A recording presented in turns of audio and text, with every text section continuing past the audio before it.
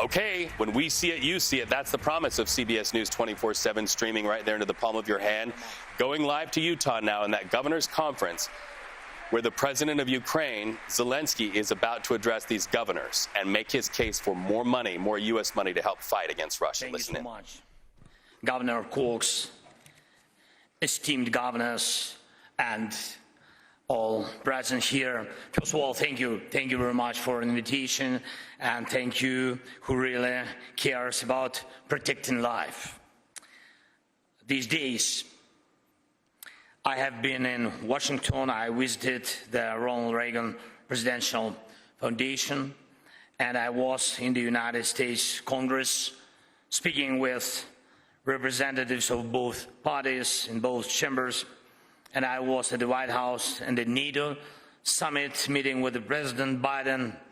At each of these meetings, I thanked America, all our friends in America and all Americans who support Ukraine, our people, our freedom, our independence in this terrible war started by Russia. Thank you so much for your support.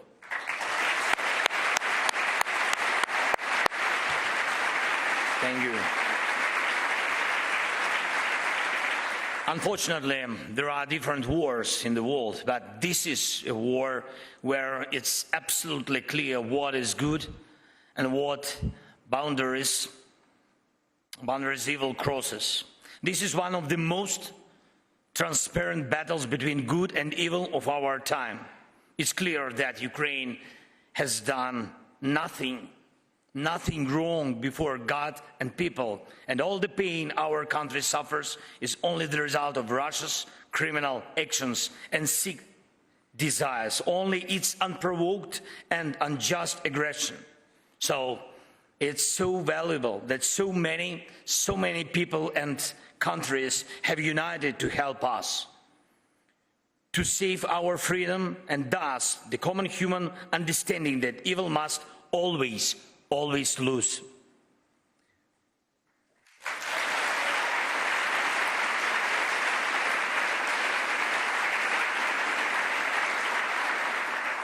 What else would our world rely on if evil did not lose and if good people did not unite in battles against what threatens any life and any values? Of course, everyone does what they must, and I have said many times that we do not ask the United States and other partners to fight for us. We do not ask for your boots on the ground. The only thing we ask for is sufficient support, air defense systems for our cities, weapons for our men and women on the front line, support in protecting normal life and rebuilding. This is all we need to withstand and drive Russia from our land, and to send strong signal to all other potential aggressors which are watching. And we truly receive such support, and I'm grateful for this. Thank you again. Thank you. And yes, we receive it from American friends, from dozens of countries. Of course, Americans' leadership is indeed felt.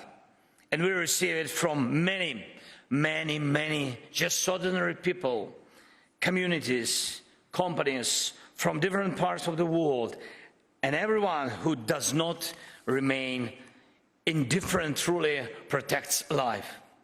As it has been said, the one who plants and the one who waters have one purpose, and each will be rewarded according to their labor. Today, I especially want to personally thank you for your support. The state of Utah, other states, many American hearts, and many American communities, all those who do not want and will not allow evil to prevail.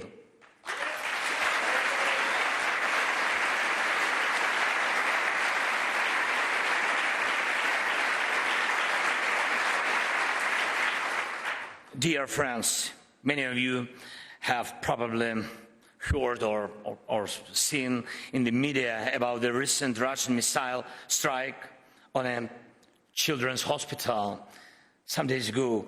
And this direct hit on one of the hospital buildings, and this could not have been just a coincidence.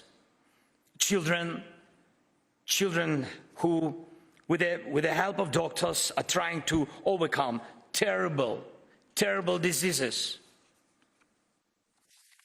such as cancer and heart diseases, found themselves on the street amidst ruins and somewhere trapped under the debris. The hospital, the name of this hospital, by the way, Okhmadit, one of the best children's hospital, not only in Ukraine, but in all of Europe, was significantly damaged. And we are now working to quickly restore its operations and ensure that children can be treated in other hospitals. Cancer does not wait for the Russians to stop bombing our cities. And children need treatment, need it now. Children also need to go to school, and their parents need to feel at least basic safety to be able to live, be able to work, and provide for their families. Just think about the numbers. Russia destroyed nearly 160,000 of civilian objects, just 130,000 homes, 3,000 schools, 700 medical, and 170 churches. Who are they? All of this presents us with a huge range of tasks, and many of them will be resolved within communities very close to the ground. And that is why we so deeply appreciate when our friends from around the world come to Ukraine to see everything for themselves. Of course, speak the truth about what they have witnessed, help rebuild all that is very necessary for a normal life, and personally tell everyone who has not seen such a war that good must always triumph in war. To make this happen, to ensure the true victory of good, your voice, each governor, each community leader, all pure hearts is crucial. And I invite all of you to visit Ukraine and to see our people, our struggle. And I'm proud of our people and what Ukrainians are achieving now. Believe me, together we can achieve much more for all of us, for our countries, for our communities, for our people. I invite you to build people-to-people connections that will last forever.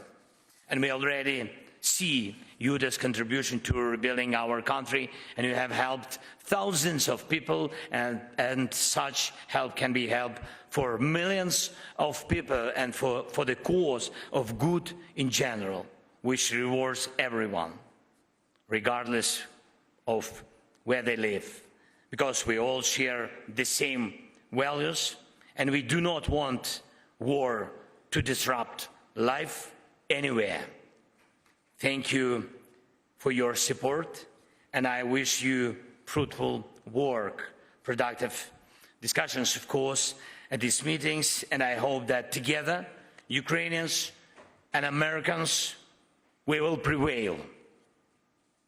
God bless America and Americans. Slava Ukraini. Thank you so much. All right, so our live video feed showing you that out of Salt Lake City, Utah, Ukrainian President Volodymyr Zelenskyy now seeing a standing ovation from the National Governors Conference, and Zelenskyy really making the point as he shakes his host's hand there that war is expensive, that he does not expect Americans or America's allies to be boots on the ground to fight Russia, but they do need the financial support, the backing to get that technology to beat back Russia and what he calls Russia's sick war in Ukraine. Keep in mind, and let's really frame this in time, while Zelenskyy has been speaking to NATO leaders, arguably looking for money and looking for clout with entry into NATO, he's also talking to our nation's governors for the same reason. And that is happening relatively at the same time when Russia's president has been on the stump also for resources. We know President Putin of Russia just recently was in North Korea striking a deal to get arms to fight against Ukraine. So you're now seeing both sides of this war reaching out to international partners, but for very different reasons.